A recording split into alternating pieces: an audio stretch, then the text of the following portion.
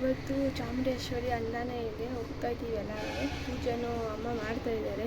ಇವಾಗ ನಾನು ಈ ಥರ ರೆಡಿಯಾಗಿದ್ದೀನಿ, ನೋಡ್ಬೋದು. ನೋಡಿ ಅಮ್ಮನೂ ಪೂಜೆ ಮಾಡಾಯಿತು.